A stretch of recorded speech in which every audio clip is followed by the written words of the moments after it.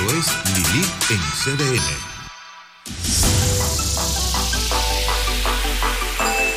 Hey, hey, hey. Feliz jueves a toda la familia dominicana. Bienvenidos y bienvenidas a este su espacio, la casa de todos, Lilith en CDN. También usted sabe que somos la fórmula antinovelas. Qué contenido tan chulísimo que tenemos hoy jueves. Ustedes saben que los jueves recibimos a los economontros. También tenemos aquí a una psiquiatra que yo adoro, ya les contaré, es el primer bloque. Y por si fuera poco, lanzamos el tercer single de una nueva revelación en el ambiente de la canción dominicana, en este ambiente de los nuevos ritmos urbanos. Súper chulo. Pero antes de iniciar y contarles todo lo que tenemos, yo quiero dar un saludo muy especial a nuestra audiencia de Punta Cana. Señores, en Punta Cana, Lili en CDN está acabando. Y Rosángela Bovea es la presidenta de nuestro fan club. Gracias, de verdad, Rosángela, que te queremos tanto, José Antonio y yo. Siempre estamos tan contentos con tu retroalimentación y todo lo que nos dices del programa. Gracias por la sintonía, por regarlo y poner a la gente en eso. Rosángela prende todas las televisiones de la casa y ella dice, bueno, con eso le subo el rating a los amigos. Y qué bueno que te gusta esto que estamos haciendo para todos ustedes, para toda la población dominicana. En este primer bloque iniciamos con la queridísima, ay Dios mío, señores, es una reconquista que yo tengo aquí, con un tema chulísimo que tenemos aquí a la doctora Carmen Ramírez, psiquiatra y también terapeuta. Ella viene a hablarnos, oigan bien, del duelo, su diagnóstico y tratamiento. El duelo es de alguna manera confuso para mucha gente, porque Carmen, la gente cree que el duelo es cuando se muere alguien, pero tú me decías que no, que el duelo implica muchas despedidas de diferentes índoles, ¿cierto? Claro, el duelo. Bienvenida. Gracias, gracias. El duelo es ese proceso normal al que nos sometemos, en el que nuestra mente se pone cuando perdemos algo o alguien. Es muy frecuente cuando perdemos una persona, cuando perdemos un ser querido, un compañero de trabajo, nuestra pareja, pero también podemos tener un duelo por una pérdida de una mascota. O de un trabajo. De un trabajo, por una pérdida de una estabilidad. O de un estilo de vida. Claro. Hay duelos muy frecuentes cuando nos mudamos como sin planificarlo, sin quererlo. Los niños hacen duelo cuando nosotros decidimos cambiarnos de ciudad y lo cambiamos a ellos de colegio y todo eso. Los niños viven un duelo. Entonces, el duelo es algo normal, es un proceso normal en el que me someto cuando estoy en una pérdida. O sea, todo el mundo vive duelos. Todo. Diferentes duelos en diferentes, vamos a decir, etapas de su vida. Claro que desde sí. la niñez hasta un cambio de vecindario, hasta en la adultez, quizás la pérdida cuando ya las mujeres, sobre todo, porque tú sabes que nos hacemos viudas nosotras más que ellos. Claro que sí. Es una realidad, claro, señores, sí. Hombres, cuídense. Pero en efecto, o sea, vivimos enfrentando duelos en todo lo largo de nuestra vida, ¿cierto? Así es. ¿Hay duelos de mayor magnitud que otros, o sea, que son realmente más dramáticos, o depende de la persona o del entorno? ¿Cuál es la dinámica del duelo? Se ha estudiado estadísticamente, los duelos más sentidos para las mujeres son los duelos de la pérdida de la pareja, la viudez, o un matrimonio que haya durado mucho tiempo y que llega a su final por un divorcio después de 20 años, 30 años. Eso causa mucho dolor. O sea, un divorcio después de muchos años es similar, es computado igual por el cerebro que como una viudez, es una despedida dramática. Así es. Y para los hombres, la pérdida de su bienestar económico, ya sea un hombre que viva de trabajar, cuando lo pensionan, cuando lo cancelan teniendo muchos años de trabajo, o cuando hay una mala decisión económica y la empresa se va, tú sabes, a quiebra, como pasa cantidad de veces. Sí. Como puede pasar, entonces hay un duelo. Mencionaste la palabra cerebro, y el cerebro es el actor principal del duelo.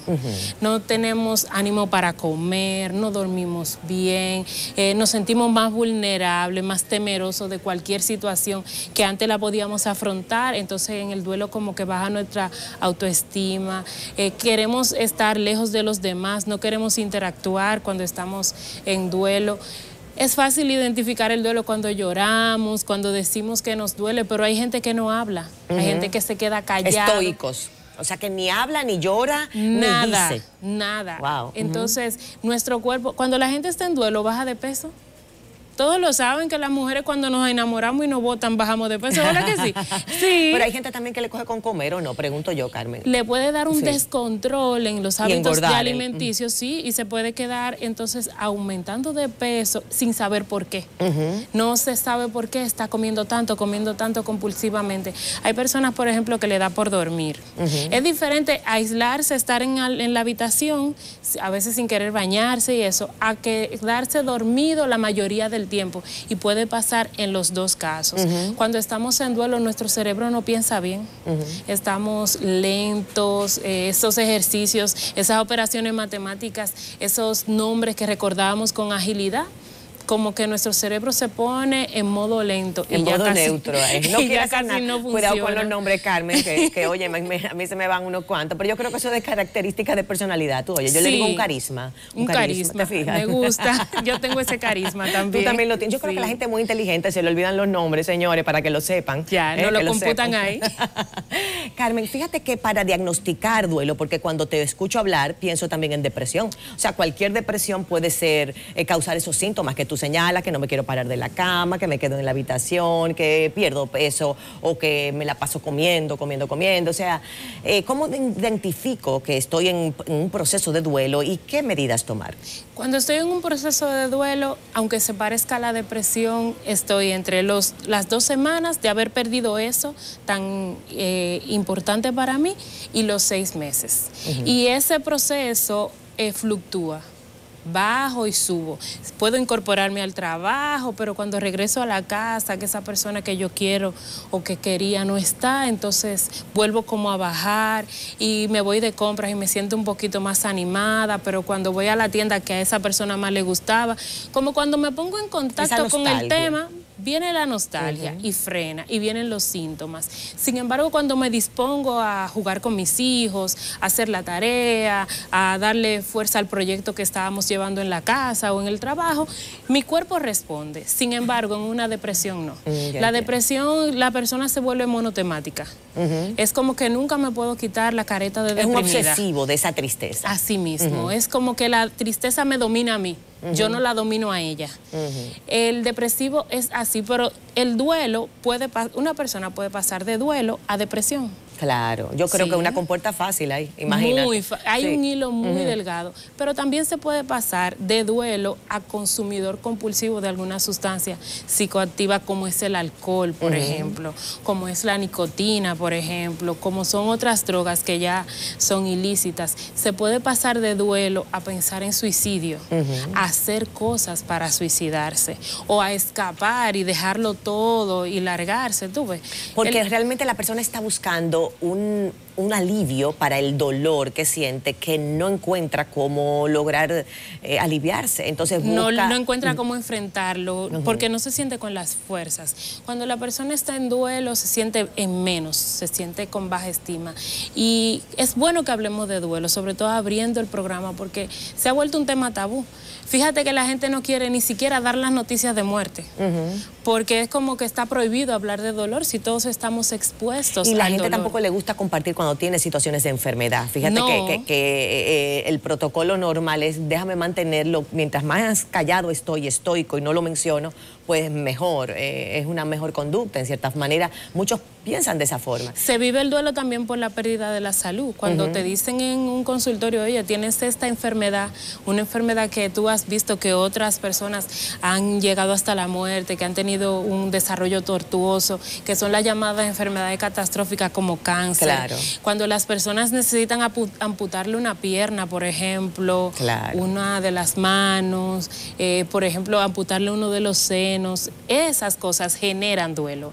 Y hay que son despedidas. Sí. O sea, tú estás cortando un pedazo de tu cuerpo, o cortando un pedazo de tu estilo de vida, o cortando un pedazo de tu emoción, de tu conexión emocional con otra persona. Así es. Es despidiendo algo. Y ese corte duele. Claro. Ese corte duele, nuestro cuerpo, nuestra mente reacciona. Lo que yo quiero dejarle a tu gente la idea es de que es algo normal, que exponernos a esa situación nos va a permitir crecer con ella. ¿Cómo manejarlo para cerrar en 2 minutos, Carmen? Cuando ya sé que tengo un duelo porque me ha pasado una de estas situaciones que tú señalas, que son tan comunes, caramba, porque todos estamos viviendo continuamente duelos y enfrentando duelos. ¿Qué debo hacer? El duelo normal, ahí tiene signos, fluctúa. Aparece, es identificable y aparece después de una pérdida. El duelo que no es normal, el duelo que necesita asistencia, ya sea de un terapeuta, de un psicólogo, es un duelo que la persona va decayendo sus capacidades paulatinamente, aunque sea lentamente. No tiene que trancarse en la habitación y decir que se quiere morir, sino que era una persona... que eso pase. como una herida, Carmen, Sí, que eso alivie solo. Eso alivia solo. En el duelo que es patológico va bajando y como que nunca se cura. Todos sabemos cómo evolucionan las heridas cuando se curan y van mejorando, pero el duelo complicado va bajando y ese sí necesita terapia. Tú sabes que estoy viendo algo muy interesante, porque lo primero que tú, por lo que interpreto, estás diciendo es que no neguemos la tristeza de un duelo. Claro, me botaron del trabajo, tengo una enfermedad, perdí a mi marido o a mi esposa, tengo una situación. Oye, sí, estoy triste y estoy luchando, destrozada. Y estoy luchando contra eso, tengo días mejores que otros. Sí. Ahora, ya cuando veo que es una situación en declive, que no logro tener un buen día o algo que me entretenga, ya veo que estoy rayando en los niveles de una depresión importante. Así y es. entonces ya ahí no voy a poder recuperarme sola. Esa es una herida que va a necesitar ir a un terapeuta, a un médico. Y para nosotros suplir la necesidad que hay, el ASPERDO, que es la Asociación Dominicana de Psiquiatras, está invitando a un taller. Es un taller sobre reconocimiento y manejo de duelo. Taller que quiere decir no conferencias, sino práctica de terapias, de role and play con pacientes, con ejercicios entre los mismos aprendices de un solo este día, taller. Carmen. 9 horas. 9 horas en un solo día. En un solo día. ¿De qué hora a qué hora es eso? Eso es Muy de intensivo. 9 de la mañana hasta que se ponga hasta el que sol. Dios quiera. Claro, porque esto para que lo cojamos en serio. Claro que lógico. sí. ¿Y quién, vamos a decir, se convoca a este tipo? ¿Tiene que ser expertos, psiquiatras, expertos, psicólogos, o puede ser cualquier persona? Psiquiatras, psicólogos, médicos manejan mucho duelo. Los médicos, a veces tenemos un médico de cabecera que es a quien le decimos todo, entonces necesitamos esos médicos. Y también aceptaríamos en estos casos estudiantes de final, ya de medicina, ya de la especialidad de psiquiatría, de terapia familiar. Pero son profesionales y de psicología del área. Sí, porque la visión es formar personas que vayan a recibir pacientes y que puedan hacer un acompañamiento efectivo para que las personas avancen en su duelo. Ojo, el duelo no se supera. No me olvido de esa persona que me morí. Que hay personas que tienen miedo como a ser desleales. Si yo dejo de llorar porque mi mamá se murió, entonces yo no estoy siendo leal al amor que yo siento por ella. No vas a dejar de amarlo. Lo que vas a hacer es aprender a vivir bien con ellos y aprender Claro, de eso. y a vivir para los otros que están ahí esperando de uno también, Claro que porque a sí. unos se van y otros se quedan. Entonces, Carmen, para cerrar, ¿qué día es el taller sobre duelo? Es el 9 de marzo, sábado 9 de marzo, desde las 9 de la mañana. Pueden contactarme al WhatsApp 809-860-3889. Pues ya lo saben, todos los profesionales, vayan por allá de cita, porque el duelo es algo más cotidiano que, bueno, que cualquier comida, que las 3 diarias, porque cuánto duelo estamos viviendo los dominicanos hoy en día. Despedimos a Carmen Ramírez, muchísimas gracias a nuestra psiquiatra, y nos vamos a una pausa. De una vez regresamos con Tommy Alba y su nuevo single, Pégate, chulísimo, usted verá.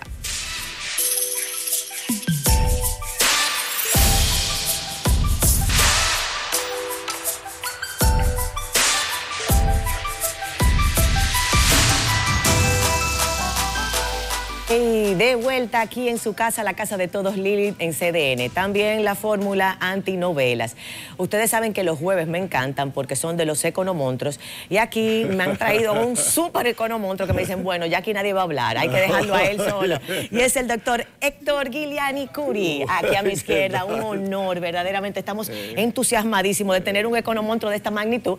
Y ya aquí a mi derecha, quien ustedes conocen, porque ya es parte de la casa, el queridísimo profe, como le hemos dicho, Rafael Espinal, economista reputadísimo y también coordinador de la Escuela de Economía del INTEC. Y maratonista. Y maratonista, no, porque señores, se despatilla, da vuelta de canela. Esto es grande, Rafael, así no se puede. Ok, así no se puede. Estoy de acuerdo, Héctor. Pues fíjense que han traído ustedes 2 temas que esperamos poder tratar muy interesantes. Primero, el pacto eléctrico, el gran desconocido, le he llamado yo, Héctor, y tú nos dirás si es así o no. Y también tenemos que hablar, Rafael, porque este tema ha sido muy debatido contigo aquí, del aumento salarial que ayer el presidente pues anunció, y tenemos que escuchar también tu perspectiva. Sí, claro que sí. Hasta dónde llega, se rebota, se extiende o se devuelve. Pero arrancando con el pacto eléctrico, nos gustaría a toda la población explicarle de qué se trata cuando hablamos del pacto eléctrico. Ok. Mira, el pacto eléctrico, el objetivo del pacto eléctrico es lograr un sistema eléctrico que sea eficiente, transparente y sustentable a través del tiempo. Que ha sido el gran dolor de cabeza de los dominicanos. Que ha sido el gran dolor de cabeza del país. Ahora, cuando tú leas a fondo el documento del pacto, en realidad es un acuerdo o un pedido al gobierno que aplique la Ley General de Electricidad, la Ley 125, porque la mayoría de los puntos que se acordaron en el pacto, muchos de ellos, es decir, están en la ley, contenido ya en la Ley General de Electricidad. ¿Esa ley data de qué año? La 125.01, sí, 125. Empezó a aplicarse en el 2002 porque se hizo el reglamento. O sea, de más de 15 años. O sea, es el mismo escenario ya con algunos detalles adicionales. Por ejemplo, en la estrategia del desarrollo a largo plazo del sector está un plan de expansión de la generación, un plan de expansión de la transmisión, que son lo que transporta la electricidad desde la planta a través de los cables hacia los hogares. Exacto, esos cables que vemos los largos, los que están bien altos, porque después se pasa a otra etapa que es la etapa de distribución. Y en realidad ya se han preparado esos planes. El TEC, yo estaba viendo ahorita, tenía un plan del 2013 al 2020. La CDE hizo un plan de expansión en el 2011 también, donde se contemplaba una expansión de la generación de 1.600 megavatios y se hizo una licitación internacional, transparente, pero que el mismo presidente Medina suspendió. Es decir, son cosas que están ya en la ley que se están pidiendo. Otro aspecto es que le están pidiendo a los reguladores, a la Superintendencia de Electricidad, la Comisión Nacional de Energía, que hagan su trabajo, o diciéndole al presidente, déjenlo que hagan su trabajo. Y hay una privatización también del sector eléctrico en muchos ambientes, sobre todo en el interior del país, de cara a los complejos hoteleros. Hay ya jugadores que son del sector privado. Bueno, en realidad el sistema ha ido hacia atrás en ese sentido, excepto en la zona este, donde está esa parte privada, que es un sistema aislado. Pero lo que se ha ido, entonces, en lugar de privatizando, se ha ido volviendo a estatizando. Las distribuidoras, y ahora con la construcción de Punta Catalina, aunque por lo que veo ahora quieren venderla, pero en el mismo pacto, por ejemplo, se pide que se cree una empresa eléctrica estatal, presumiblemente para Punta Catalina, pero al mismo tiempo ya el gobierno está buscando cómo deshacerse de parte de las acciones de esa empresa. Entonces, Rafael, ese pacto, ¿cómo afecta al sector privado que está involucrado, como bien señala Hugo, en el área, en el este, en toda esa región hotelera? ¿Y qué repercusiones tiene de cara a la regularización del servicio eléctrico, que es lo que estamos esperando la población? Mira, el pacto tiene un aspecto que, si bien es una declaración de intenciones y de cumplimiento de las reglas del juego, de la ley, pero hay un tema que queda puesto sobre la mesa como una declaración, digamos, de intención, de propósito, pero que no está claro cómo se va a lograr. Por ejemplo, lo que es las pérdidas que tienen las distribuidoras. Esas pérdidas son enormes. Son unas pérdidas que pueden llegar al 30% de todo lo que compran. Cuando distribuyen, lo pierden técnicamente o por falta de cobro. Se plantea ir reduciendo eso en un periodo de tiempo, pero hace muchos años que hay la intención de irlo reduciendo. Cada vez incluso no se logra. Cada vez que han ido mejorando. Han ido mejorando, pero, por ejemplo, cuando vienen las misiones del Fondo Monetario Internacional, uno de los señalamientos es disminuir las pérdidas. La disminución de las pérdidas repercute directamente sobre la calidad de vida de las personas. Porque los apagones están generados no tanto por un tema de generación, sino por un tema de sostenibilidad financiera. Económico, que sale más caro ofrecerlo que lo que recupera el sistema. Claro, entonces eso es complejo, ¿no? Es muy complejo, pero un sistema privado se supone que tenía un mejor esquema, más eficiente de cobros. Por ejemplo, que es el caso de la privatización en el sector llamemos. ¿Cuál es la perspectiva de este pacto de cara a que está totalmente estatizado, se pudiera decir estatizado? Estatizado. Entonces, ¿cómo vamos a lograr esa eficiencia? ¿Cuáles serían los cambios? Por ejemplo, la empresa privada en el tiene casi un 100% de cobro. Bueno, se podrá decir que es una zona pequeña, pero la realidad es que ahí lo hacen de manera eficiente. Pero fíjate, en el sistema eléctrico nacional hay como 2 países, que son los circuitos A de 24 horas y los circuitos D. Entonces también hay una coincidencia entre los circuitos D y pobreza.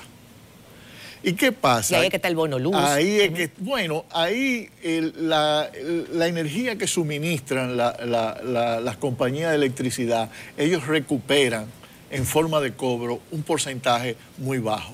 Y en realidad, aún la promesa del gobierno de que cuando entre Punta Catalina se acabaron los apagones, ¿no? Así que dicen, eso no es verdad. Claro. Eso no es verdad. Pero no es un asunto propiamente hecho de generación. Exactamente, porque si tú le metes 24 horas de luz, te van a...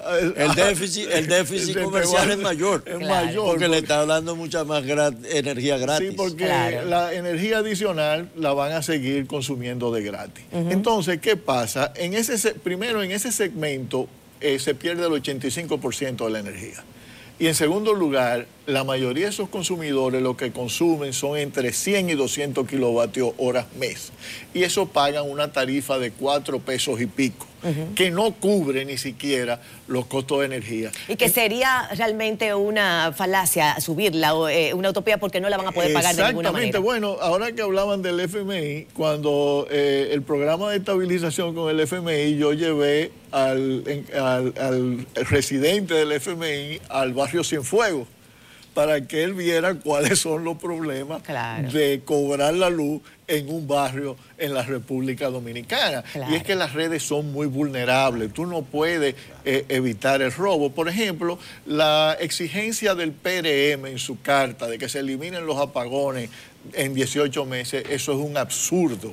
Eso no es posible. Entonces, ¿el pacto eléctrico qué resuelve? Porque si no es posible una solución eléctrica favorable de cara al suministro energético estable para toda la población, ¿qué es lo que el pacto promete? No, yo creo que es posible que el pacto, por lo menos, es un llamado de la sociedad a que el gobierno aplique las reglas del juego que están en la ley. Es un compromiso nacional. Es un compromiso nacional. Sí, porque obviamente lo que estaba ahí ya existía. Exactamente. Es simplemente volverlo a Entonces, por retomar. ejemplo, llama a la aplicación de la tarifa técnica, pero, por ejemplo, yo creo que la tarifa técnica inicialmente solamente se debe aplicar en los circuitos A, en los circuitos 24 horas, donde hay redes donde tú puedes cobrar la energía.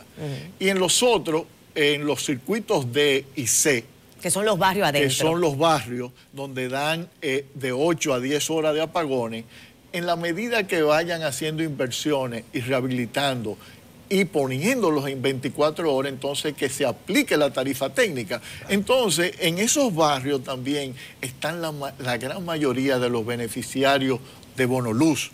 Esas personas... Que como no pagan la luz, con el perdón, porque no es con ánimo de afectar a nadie, pero prenden su aire y no lo apagan, porque uno ve cantidad de consumo de pantallas plasma gigantes en barrio adentro, de equipos de música con unas bocinas impresionantes. Y de negocios. O sea, de verdad que... O sea, no es talleres de mecánica. Y eso es prendido el tiempo entero. Cuando el programa de reducción de apagones, que eran zonas geográficas enteras, habían empresas que se mudaban ahí para no pagar la electricidad. O sea, hay que fiscalizar de alguna manera, mantener cierto control. Pero es que la fiscalización no es posible, al menos que tú tengas redes que hagan difícil el robo de la electricidad. Claro, pero para eso que dice Héctor, y entonces hay que hacer inversiones. Hay que hacer inversiones. Toma tiempo. ¿Inversiones en mecanismos de supervisión sería? No, inversiones en mejorar las redes de distribución. El cableado. Los postes de luz, en medidores y también en equipos para prevenir que se roben la luz. Y ya es una industria deficitaria que no deja el dinero, que tú tienes que buscar el 30% porque no da. Imagínate tú invertir en nuevos insumos, nuevos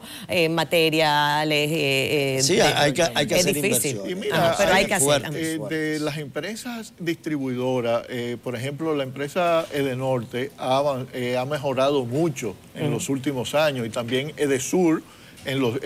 Son administradores. Sí, en el último año y medio también Edesur ha mejorado bastante la calidad. Son administraciones de sus más servicios. eficientes, sin Hay lugar a una dudas. cosa que no quedó clara, que tal vez Héctor podría tener su visión acá, es si se va a mantener un esquema de 3 distribuidoras y si van a ser estatales o se van a privatizar. Ese es un tema de debate muy Sí, eso lo de fuerte. la privatización parece que no, pero No sí va a se caminar. pide que se cree como una sola compañía. Sí. Mira, yo no estoy de acuerdo en que se cree una sola compañía. Yo creo que deben haber quizás 3 compañías con sus administradores independientes, quizás solamente con un consejo de administración. No 3 consejos. Exactamente, que fue Porque da más algo- trabajo ponerse de acuerdo mientras Bueno, más gente. del año 2010 al 2012 hubo un solo consejo, y en realidad no era un consejo remunerado porque eran los mismos funcionarios de la CDE, pero el actual gobierno en realidad volvió porque son fuentes de trabajo para tu... Claro. Y es la burocracia premio estatal. político, tu premio Señores, político. premio político también, ya lo saben. Señores, gracias a Rafael por este tema, que no se van, y al queridísimo don Héctor Kiliani Curi. Vamos a una pausa y regresamos ahora a estos economontos. Lo vamos a cuestionar sobre los salarios, el aumento de salario mínimo anunciado ayer en el discurso del presidente Medina, y ya veremos qué opinan estos economistas sobre el tema. Vamos a una pausa y volvemos de una vez.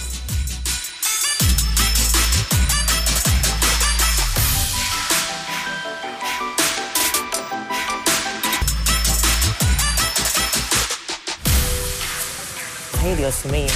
Señores, yo les digo que estos temas económicos a mí me alebrecan, es que me gustan los economontos. Qué bueno que ahora vamos a tratar el tema de los salarios. Yo estaba loca por recibirlos a los dos, porque ya Rafael nos había dicho de esta presencia espectacular que teníamos esta noche. Porque hemos hablado tanto del salario mínimo, de cómo realmente el incremento, vamos a decir, del PBI del país debe representarse y de alguna manera sentirse en todas las áreas de poder y socioeconómicas del país. Entonces, y de no poder, obviamente. Entonces vemos que el presidente Medina en su discurso señala un aumento. No lo entendí muy bien, por eso quiero, Rafael, que empecemos contigo para que tú me lo expliques, porque le presté atención al discurso, pero sinceramente no vi muy bien cómo amarrar los puntos. Sí, bueno, básicamente el presidente de la República lo que hizo fue tomar la decisión de aumentar el salario mínimo del sector público a 10.000 pesos. Que estamos hablando del 50% de la población, de la población empleada. No estamos hablando del 50% de la población. Empleada, no. Empleada, no. El salario mínimo debe cubrir a un porcentaje mucho menor de la población, incluso de los empleos públicos. Okay. Ahora, subir un 10% de 10.000 a 20.000 pesos y un 5% de 20 a 30.000 pesos. Lo que no dijo el presidente de dónde iban a salir los recursos Esa es la parte para que yo no ese incremento, porque el presupuesto se aprobó en diciembre. Claro. Y eso debe estar consignado en una ley de presupuesto, o va a crear un déficit mayor. O sea, en el va a ser una presupuesto. nueva deuda para poder O pagar el un déficit implicaría aumento, una el deuda. aumento. Ese es un cuestionamiento. Ese es una Bueno, lo que habría ¿Qué que ver dice, si don ese Héctor? aumento salarial lo consignaron en el presupuesto implícitamente, si hay espacio fiscal para eso. No lo hay, Entonces no lo hay. Ya eso se verificó, no lo hay. Lo que quizá- podría suspender programas o cambiar... Sí. Cambiar recursos, cambiar o sea, recursos, realocar fondos. pero también eso necesitaría aprobación congresual. Claro. Claro que sí. Exactamente. Yo pienso, por eso les hacía la pregunta del tema de qué tanta población es la que estamos afectando, impactando a nivel del sector público y de salario mínimo, porque pienso también, ¿qué tipo de presión implica esto en el sector privado? ¿Es que ya el sector privado tiene salarios mínimos mayores o va a tener también que de alguna manera adaptarse desde su propio bolsillo? ¿Cómo lo ves? Bueno, eso es una cuerda que le tiraron al sector privado para como una presión indirecta para que aumente los salarios. Claro, Dicen- porque el sector privado no es que está más arriba de ahí, está más o menos por ahí, en la misma cosa. No, hay sectores porque el sector privado está dividido entre pequeñas empresas, empresas de zona franca, empresas industriales Ya grandes. y el sector privado no ha respondido al incremento del salario mínimo porque dice que hay que sectorizar más ese salario mínimo en cada uno de esos sectores. Es una presión que le pone el gobierno. Y de hecho yo he escuchado que en el sector público, por primera vez en mucho tiempo, hace unos añitos ya, muchas veces los paquetes salariales son superiores al sector privado, cosa que antes no se veía. Hablemos unos 15, 20 años atrás, no se veía. Bueno, no 15 o 20 años atrás, desde que subió el PLD al gobierno, ¿cuántos? 16 años. Exacto. Donde se ha seguido esa tendencia, pero es más en los escalones altos, en los escalones técnicos, donde los salarios son superiores a lo del sector privado. Exacto. Ya en el ambiente del salario mínimo estamos, vamos a decir, parejos. Sector eso privado, se había sector quedado detrás. Pero toma en cuenta que en el sector público la gran mayoría de los empleados son los maestros, son los policías, son los del ejército, son los médicos, las enfermeras. En esos niveles el salario mínimo es muy bajo. Por ejemplo, en las Fuerzas Armadas, en la policía. Y los sueldos tampoco son sueldos técnicos muy elevados. Que hemos dicho aquí, Rafael, que ni siquiera dan para cubrir la canasta familiar, en efecto. O sea, que la medida se entiende. Entonces, vamos a decir, la confusión está en de dónde salen estos recursos para poderla ejecutar. ¿Se anunció una fecha específica para la ejecución? No, no se anunció una fecha no específica. Ni tampoco se anunció el monto que significa eso. Sí. Porque el monto absoluto. Tampoco se especificó el monto, cuánto dinero hay que buscar para cubrir ese. Entonces la pregunta, porque tenemos que despedirnos, don Héctor, sería ¿de dónde sale el dinero? Es la pregunta que dejamos hecha. El dinero, sí. Y ahora, yo te voy a decir que José Alfredo político, por suerte Rafael. no está aquí, Sí. porque José Alfredo se opone a los salarios. Bueno, no, el liberto, el yo libertario. también lo que creo es que eso se ha convertido en un tema muy popular, pero en realidad se va a reflejar eso en mejores servicios públicos. Porque es lo que nos vamos a preguntar. Es más en la sobrevivencia de esas clases que no están pudiendo ni cubrir la canasta familiar. El punto es de dónde y que no nos podemos endeudar más porque no lo aguantamos. Yo creo que hasta ahí llegamos los tres en acuerdo. Nos despedimos porque no nos queda de otra, pero ese tema tenemos que volverlo a agotar. Espero que vuelvan a la salita para esto. Gracias, Rafael Espinal, y al queridísimo doctor Héctor Guiliani Curi, una joya de la economía y que verdaderamente, bueno, estamos muy contentos de recibirlos. Gracias, Rafael, por esta joya que nos traes. Este otro enconomontro en la atmósfera de Lili en CDN. Gracias por la sintonía y mañana, sépanlo, no vamos a salir al aire en vivo porque el canal tiene unos compromisos y nos pidió la hora que le cedimos, pero ya el martes que viene ya usted sabe que aquí nos volvemos a reencontrar.